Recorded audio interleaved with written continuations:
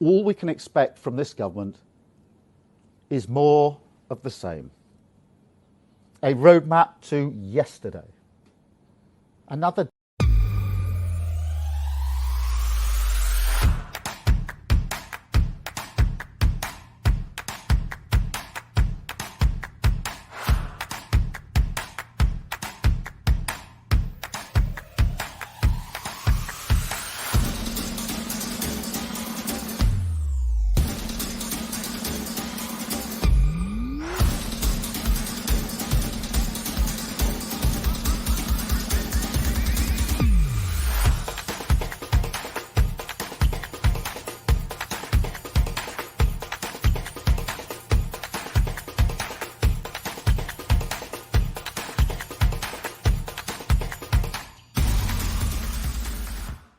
decade of insecurity and inequality.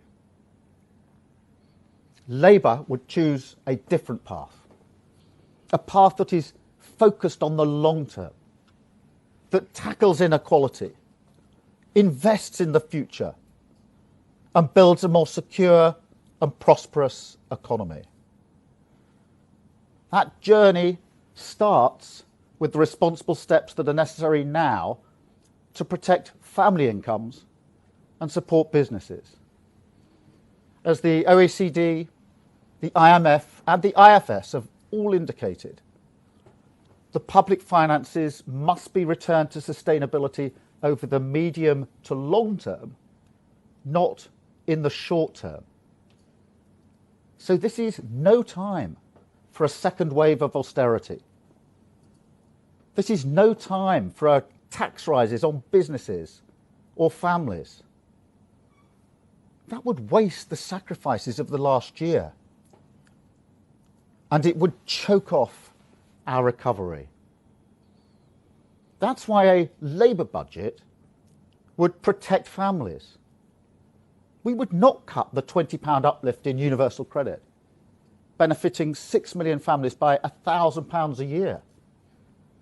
We'd provide local councils with the funding they need to prevent huge rises in council tax.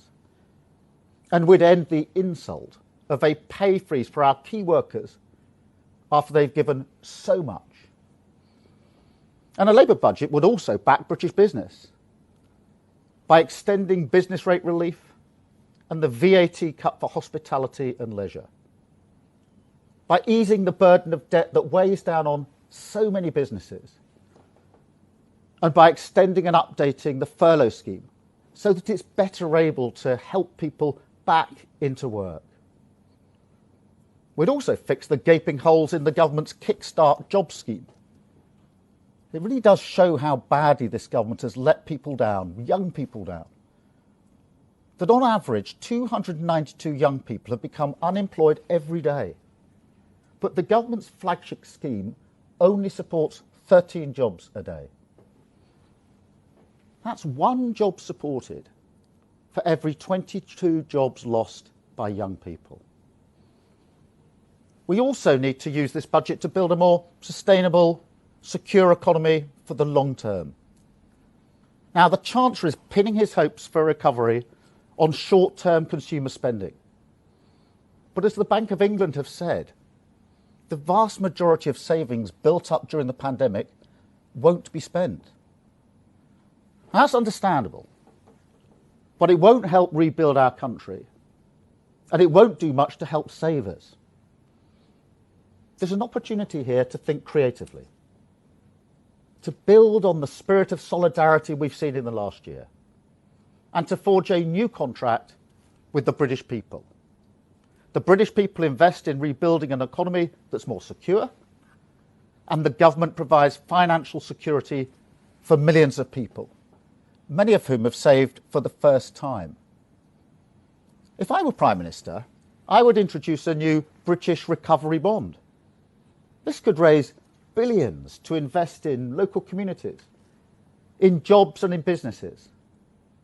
It could help build the infrastructure of the future, investing in science, in skills, in technology and British manufacturing. It would also provide security for savers. and give millions of people a proper stake in Britain's future. This is bold, it's innovative, and it's an example of the active, empowering government I believe is needed if we're going to build a more secure economy.